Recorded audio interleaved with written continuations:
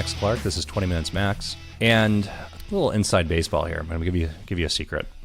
The secret is distribution and sales channels for products and services. So there's different routes to market, right? There's this idea of direct. You go to a website and you put in your credit card, you buy it, you're transacting directly with the organization for whatever the service or product is that you're buying.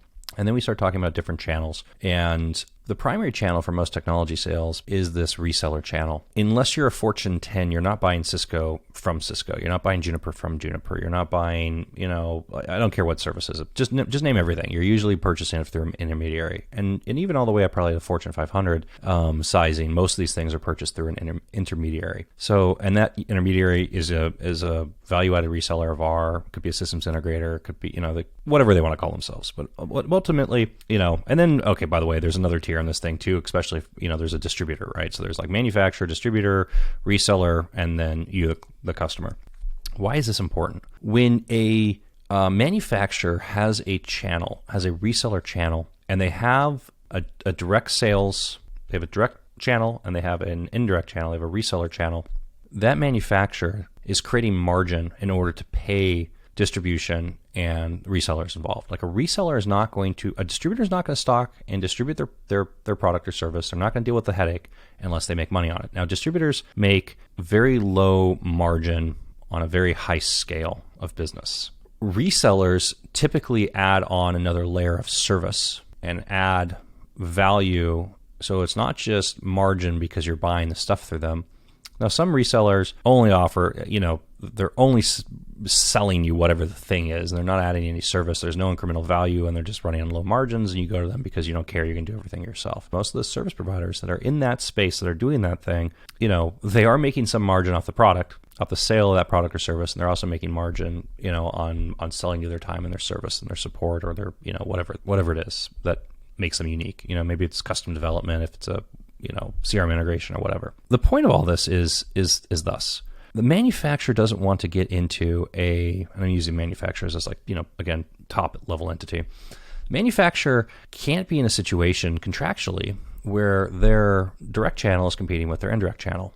So they end up with this concept of channel parity. And what that means is the price that the reseller is going to sell things to you at, the reseller has to be able to get the same price and be competitive with their direct side. Now, why this is important to you is again, comes back to this idea of margin. The manufacturer is baking in margin for that reseller to operate. It could be 40%, it could be 20%, it could be 5%, it could be 2%.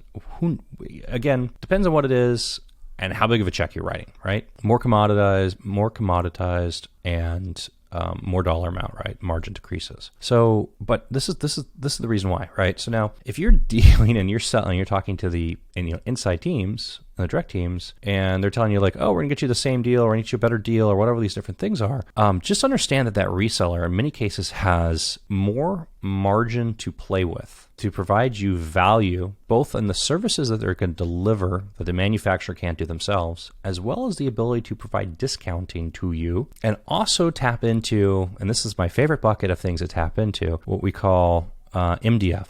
So market development funds, some people call it marketing development funds, but MDF. MDF is this phenomenally fantastic bucket the manufacturer has available to them, which doesn't show up on their P&L as a cost related to actually selling the service. Marketing is a separate thing. So if you're tapping into MDF and you can bring MDF into play, you can unlock all sorts of fun stuff, right? Because now, if you were to look at it on a straight line, maybe they're going negative to actually do the deal with you, but it's worth it to them because, they're getting other benefits out of it, right? Anyways, before I completely go off into La La Land here, the point is, if you're dealing with a manufacturer that has a direct channel and you think by calling them and dealing with them directly, you're getting the best deal, you're leaving a lot of money on the table. Even though it's not intuitive, using an intermediary, using a reseller, and bringing that reseller to the table, that reseller immediately has margin that they can compress, that they can use to give you pricing leverage. They can go back through distribution and to the manufacturer, and they can get concessions to drive that pricing further down. And they can also, in a lot of cases, bring MDF into the party and give you pricing advantages there as well. So that's a little bit of inside baseball here. It's just something that, if you haven't been through it, maybe you don't know about, maybe you do know about and you're already doing this and this whole video was pointless to you. But if not, here's how you can, find extra percentage points. And, if you're talking about things like, by the way, the other thing is maybe the manufacturer has to have a certain scale in order for you to deal with them directly. And resellers will deal with you at smaller scale, right? That's another tweak. License counts. We can't talk to you unless you're licensing, 1,000 units. Well, you can go find somebody else that's going to license it to you for 10 units, for instance. Don't be afraid to talk to resellers.